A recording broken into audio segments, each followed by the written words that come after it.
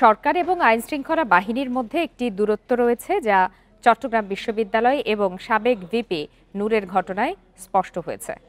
রাষ্ট্রীয় অতিথি ভবন যমুনায় প্রধান উপদেষ্টা অধ্যাপক মোহাম্মদ ইউনূসের সাথে ৭ দলের বৈঠক শেষে AB party chairman Mujibur Rahman Manju একথা জানান। পরে গণসংহতি আন্দোলনের প্রধান সমন্বয়কারী জোনায়েদ সাকি সাংবাদিকদের জানান, সরকার উৎসব মুখর পরিবেশে নির্বাচন আয়োজন করতে চায়, তবে কিছু সমস্যা চিহ্নিত করা হয়েছে। রাজনৈতিক মহলে একটি অনিশ্চয়তা দেখা দিয়েছে।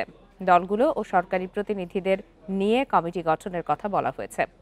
বৈঠকে অংশ নেয়া দলগুলো হল এবি পার্টি, নাগরিক ঐক্য, গণসংহতি আন্দোলন, গণ অধিকার পরিষদ, এলডিপি, ইসলামী আন্দোলন, জাতীয় গণফ্রন্ট এবং হেফাজতে ইসলাম। এর আগে রবিবার বিএনপি, জামায়াতে ইসলামী ও এনসিপির সাথে আলাদা বৈঠক করেন প্রধান উপদেষ্টা।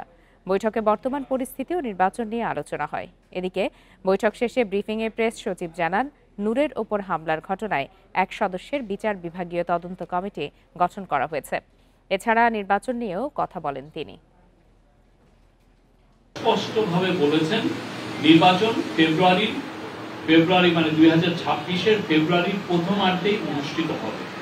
সুষ্ঠু ও উৎসবমুখর নির্বাচনের জন্য রাজনৈতিক দলগুলোর কাছে তিনি পরামর্শ চেয়েছিলেন মিটিংয়ে। তিনি বলেছেন, এটা তার কোর্ট, আপনি দেখতে পারেন কোর্ট হিসেবে, আনন্দ ও উৎসবমুখর পরিবেশে নির্বাচন হবে। জীবনে কখনো ভোট দিতে পারেনি তাদের জন্য এই নির্বাচন ভালো অভিজ্ঞতা দিতে হবে। কার্যক্রমে সমন্বয় ও দৃঢ়তা এবং সুশৃঙ্খলতার খুব অভাব আমরা দেখতে পাচ্ছি।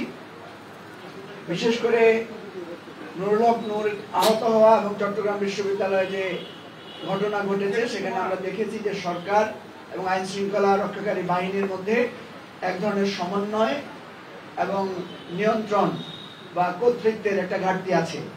আমরা মাঠ পর্যায়ে কাজ করার মাধ্যমে যেটি দেখছি যে প্রশাসন এবং যারা আমলারা রয়েছে, যারা সরকারি কর্মকর্তারা রয়েছে, তারা আপনাদেরকে সহযোগিতা করছে না, যে কারণে আমাদের কাছে মনে হচ্ছে যে দুটি সরকার পাশাপাশি অবস্থান করছে, একটি আপনারা আর একটি অদৃশ্য সরকার। এটি